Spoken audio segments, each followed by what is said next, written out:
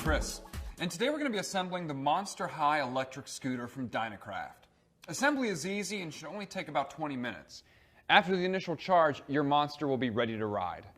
Assembly of the electric scooter should only be done by an adult, and children should not be allowed to handle small parts of the unassembled electric scooter. Before we start, you'll want to grab a bicycle pump with a standard Schrader valve. If your pump doesn't have a built-in pressure meter, you'll need a separate gauge. Other wrenches are included with the scooter. You may also find scissors or a box cutter helpful for removing packaging. Open the box and make sure all the parts are present. You can check against the list in the assembly manual. If any parts are missing or damaged, or if you have any trouble with the assembly, don't return to the store. Call Dynacraft at 1-800-288-1560. We strongly recommend reading the manual or watching this video all the way through before you begin the assembly, and you should read the entire owner's manual supplied with the electric scooter before letting anyone ride it.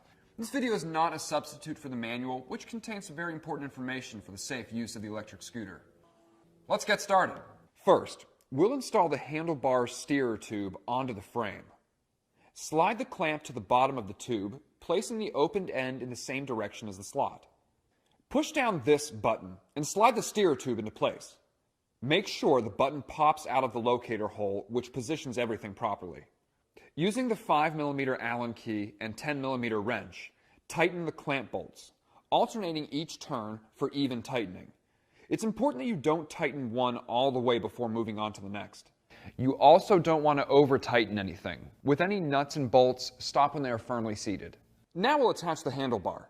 Make sure the cables are smooth and untangled. Then put it onto the steer tube clamp area with the brake lever pointing forward. Remove the nuts, then place the clamp on top of the handlebar, making sure the bolts go through the holes. Then place the nuts back on. Grab your 8mm wrench and 4mm Allen key and begin tightening the bolts in a cross pattern, making sure the handlebar stays centered. First this one, then diagonally across, then straight back, and diagonally across again. Again, don't completely tighten each one before moving on. Go around several times for even pressure across the clamp.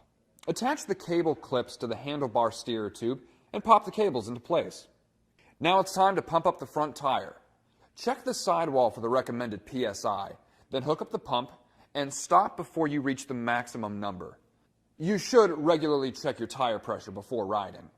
Your scooter's assembled, but we still need to check a few things. Push yourself along with your feet and check the brake function. Give the lever a squeeze. It should slow the wheels without much effort or noise. Look to see if the brakes are rubbing when they aren't in use. If they are, or if the brakes don't stop the scooter, see the manual for detailed instructions on how to make an adjustment. You should also check to make sure that the brake pads are centered on the wheel. If not, adjust them by loosening the nut, centering them, then tightening the nut back up. Next, go over the rest of the scooter, checking to see that all bolts, screws, and components are firmly attached to the frame. So now it's time to charge the battery. This first time it can take up to 18 hours. Align the groove in the plug with the socket, then plug the cable into the port. Now place it in a wall outlet. Only use the charger that was supplied with the scooter. When the light turns green, the scooter's good to go. A helmet should always be worn when riding. Turn the power switch to the on position and start off by kicking up to a fast walking pace. Once your little monster is rolling along, twist the throttle to engage the motor. It will only function once he or she is moving at 3 miles an hour. Always be sure the rider is wearing a helmet and safety gear, as well as appropriate clothing and shoes while using this ride-on. Your manual has details on this. You should also check the manual for specific operations and appropriate environments, and make sure the rider takes it easy while he or she is getting a feel for the scooter. After the ride is finished, be certain to switch the scooter off.